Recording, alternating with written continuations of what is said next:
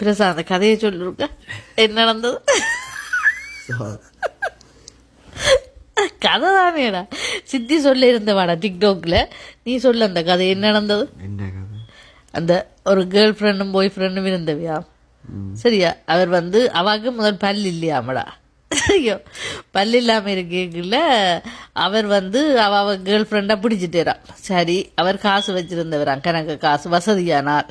சரியா, கேர்ள் ஃப்ரெண்டுக்கு பல்லு ஃபுல்லாக கட்டினவராமடா. சரியா, கொண்டே அங்கே எல்லாம் ஃபுல்லாக பல்லெல்லாம் கட்டி எல்லாம் வடிவாக்கி விட அவள் வந்து வேற போயை பிடிச்சிட்டாவா.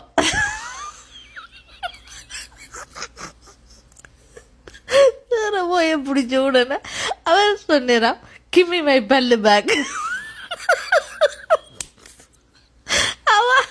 அவ என்ன செய்தாவாமடா, பல்ல கலட்டி எரிஞ்சு போட்டு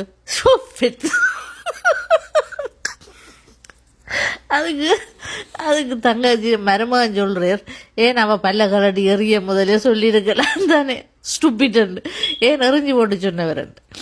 அப்ப நீ உண்ட கேர்ள் ஃப்ரெண்டுக்கு அப்படி ஒன்று செய்தா, அவ வேறு யாரையும் பார்த்தா நீ என்ன செய்வ? பல்லோட விடுவியா, பல்ல கேப்பியா? சொல்லு. உண்ட லைஃப்ல அப்படி ஒன்று நடந்தா, வாழ்க்கையில இல்லாத லைஃப்ல நடக்கலாம். உங்களோட லைஃப்ல அப்படி நடந்தா என்ன செய்வீங்க? பல்ல கேட்பீங்க இல்லையா? சிலது வந்து பல்லு பேமெண்டாகவும் இருக்கலாம், மந்த்லி பேமெண்ட்டும்.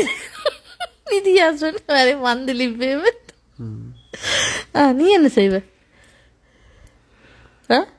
சோக்கே பல்லோட போண்டு விடுவியா, இல்லாடி பல்ல தாண்டு கேட்பியா? விடுவியா பல்லோட?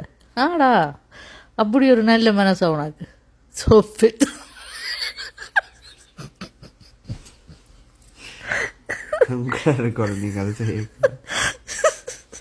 என்ன இருக்கும் சோப்பு.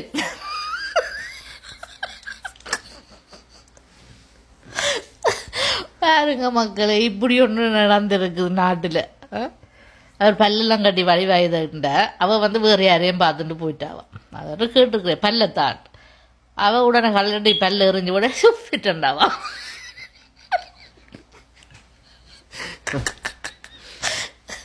அப்போ எங்களோட தங்கச்சி தான் இந்த பகுதி சொன்னவா.